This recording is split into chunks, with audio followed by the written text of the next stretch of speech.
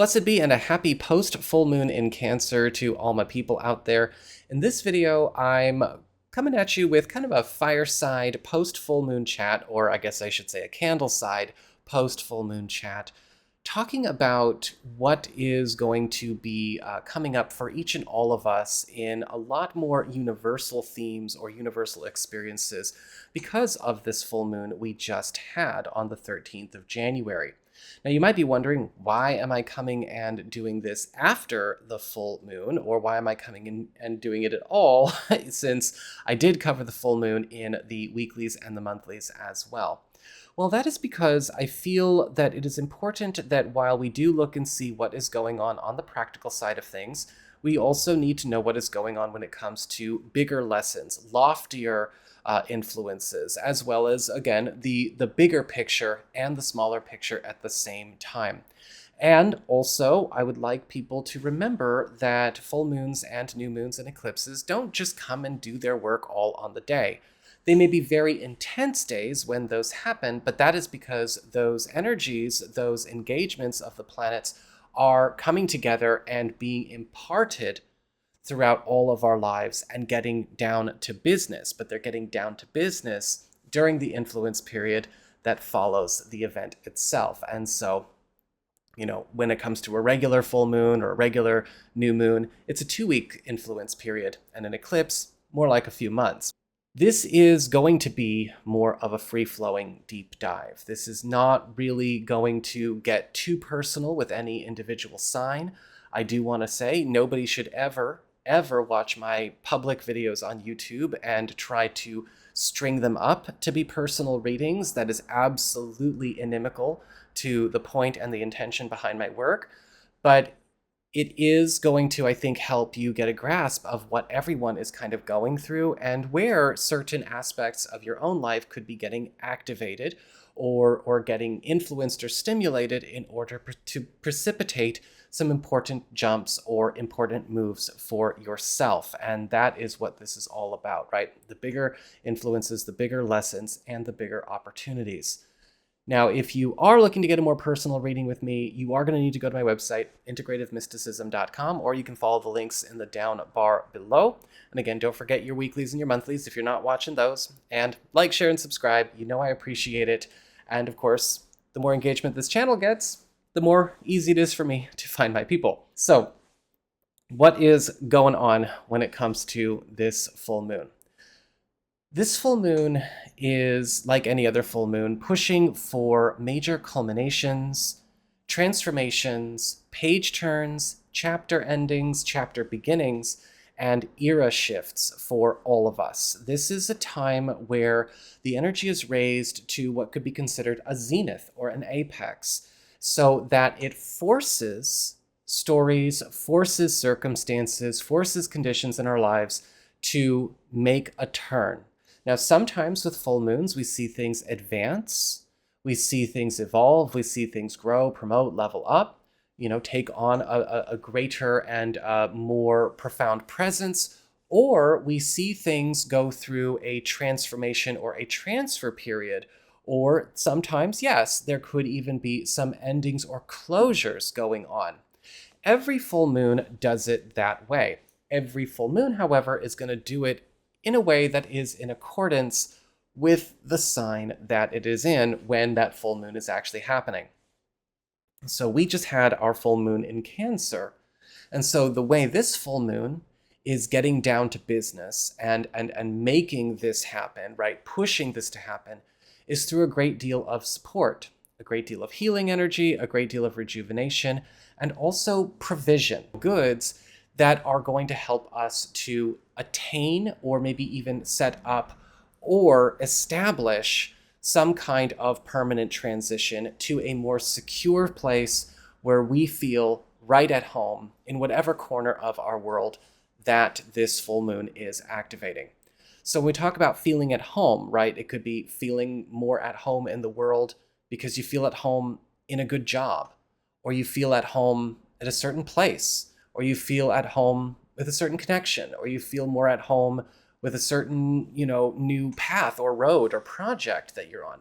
This full moon wants us to all be in places that do that for us. It wants us to have those connections. That's the point. This full moon is also going to be creating a lot of rattling because of its sextile to Uranus and Taurus, as in rattling, again, our personal status quo, and maybe even surprising us with roads or opportunities or goodies that never occurred to us before. Uranus is the planet of invention, of experimentation, of randomness, innovation, and even to a certain extent, rebellion. And when we have a sextile in astrology, it's a very positive communication between the planets or the celestial bodies that are engaging it, in this case, the full moon and Uranus, because when we have a sextile, it's one helping the other. And so be prepared over the course of this next 2 weeks where things might be opening up that are allowing you to accomplish, explore, or maybe even attain something that you desire. We'll get to that in a second, by a road or maybe by a method or by a means that has not occurred to you before, whether it's because it was just not in the realm of your imagination, or it's something that you refused to maybe even entertain or think about because of, distraction by present circumstances. And sometimes that can be a personal challenge. We all go through that every once in a while. I don't see how I could afford that. I don't see how I could do that. I've only got this much money, or I'm trapped in a lease, or my partner won't go for this, or my friends won't let me do this, or my boss is a stick in the mud, or I've already hit the glass ceiling here. And there's all kinds of reasons why we might not let something occur to ourselves when it can. And that is where the full moon sextile to Uranus is really rattling us. How to pull something off, and yet at the same time pushing us to let go of maybe what it is that makes us feel the most secure, the most in control, and the most insulated. Now, you might have to open your mind about a few things, or you might have to open up about being a bit more experimental about a few things. This is something that is also getting lifted up as well by the fact that Neptune in Pisces and the North Node in Pisces are loosely, but still very relevantly engaging this full moon as well. And what did we talked about, in our North Node video?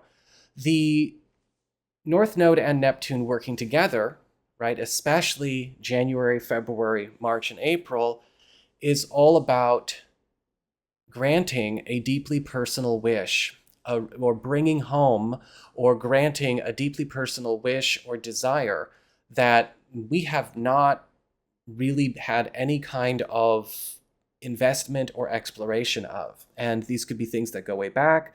These could be wishes and desires that we've kept private, that we've hidden from ourselves. We've all blocked out things before. These could even be things that we've just not really given the time of day to fantasize about, right? Or maybe if we do, we keep them in the world of daydreams. We keep them in the world of wishes, and we don't let them necessarily manifest. This could be something that changes a bit of that for you. But because Neptune is also going to be pushing for I guess you could say the desire principle here, because Neptune can, to a certain extent, rule desire, kind of like Venus does. This can ask us to be ready to let go of things that maybe we have been coasting with, which is another node lesson, right? Let go of things that we've been coasting with or maintaining for a sense of control, security, and safety, whatever reasons we might have. And so we have to be ready to get over it and, again, open up to what could be actually taking good care of us, and and maybe even granting a personal need, a personal wish, or personal desire outside of the parameters that we maybe have set, outside of the conditions that we may have put on those desires. We also have another challenging aspect that's still working for us, and that is the fact that this moon was also loosely but still relevantly engaging Mars retrograde and Chiron. So there's a loose conjunction, a few degrees apart, between this full moon and Mars retrograde in Cancer, at the same time as the loose conjunction from this, the loose square from this full moon in Cancer to Chiron in Aries, which is very relevant because, of course, Mars rules Aries, and Chiron in Aries is a big lesson influencer that we've been dealing with, and with, going back to even 2019, end of 2019.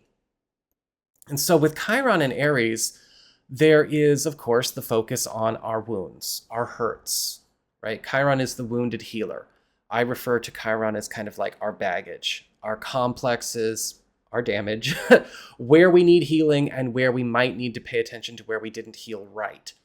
And what Chiron does is that it shows us where something needs to be fixed in ourselves, right? Because if it's not fixing, then it's not healing. If there is something that we need to learn to wear better, if there's something that we need to get over, if there's something that we need to move forward, regardless of how it turned out, very much a strong Chiron, hey, toughen up kind of influence there, because Chiron in Aries is all about seeing where we need to deal with the wounds that block us from doing something good for ourselves, or where we need to deal with the wounds around independent or personal authentic success, regardless of what's going on with our sense of duty, obligation, or what's going on with the crowd. Chiron in Aries has been a big test that a lot of people are failing miserably for the last few years, right? Because if it's about independent success and fulfillment, just look out at the world and see where so many people are desperate to tribe up and imitate each other and parrot each other. A lot of people who don't know themselves will still never find themselves because they insist on just copying instead and ripping each other off. Well, soapbox, I'll just step off that soapbox for a little bit, otherwise I'll get distracted. Chiron is asking you to go, okay, well, you're being challenged to see where you are getting a chance to do something good for you. Do something that is going to be good for you that is antithetical to what you think is maybe the correct thing to do. Now, the correct thing and the right thing are not often the same, right? When we talk about correct is about following a model. It's about following a formula. And yet, at the same time, we might do those things because it makes us feel safe or secure or gives us a sense of continuity. But you've got to be okay with exploring your options, especially when it comes to things that you won't let yourself explore. And that leads us into the final thing that we need to be careful about with Chiron and Aries. And that is letting fear of a repeating past block us from a good future. So many people completely abandon their true passions, their true selves, their true wishes, their true natures, because they're afraid of a past repeating itself. Whether that past could be repeating itself either through a series of events or a series of, or something that feels reminiscent and yet. And Mars retrograde is kind of engaging this principle, this fear of the past, because Mars retrograde is all about, of course, relaxing energy, diminishing conflict, bringing down the tone a little bit so that we can actually work and that we can actually chill and that we can actually get difficulties dealt with and over with without over intensity. And with Mars retrograde and Chiron engaging this full moon, there's this kind of promise of, no, the past won't repeat.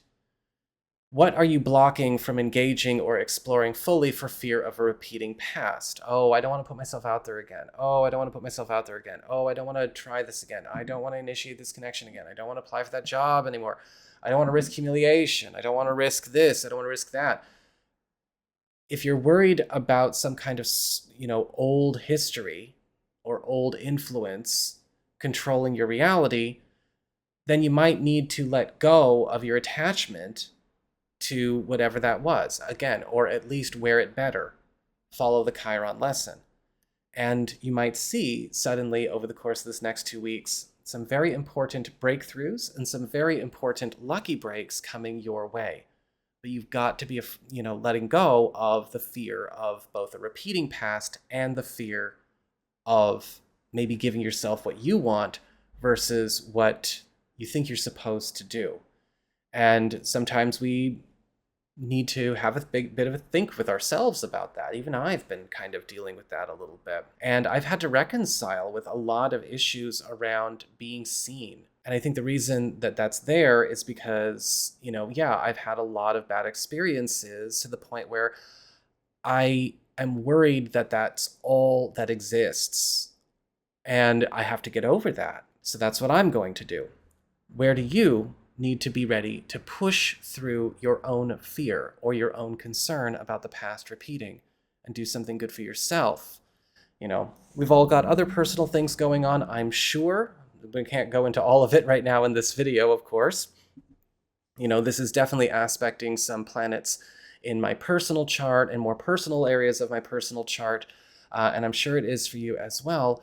But you've got to allow yourself to explore something that could be better than you plan for, even if you don't know how it's going to work.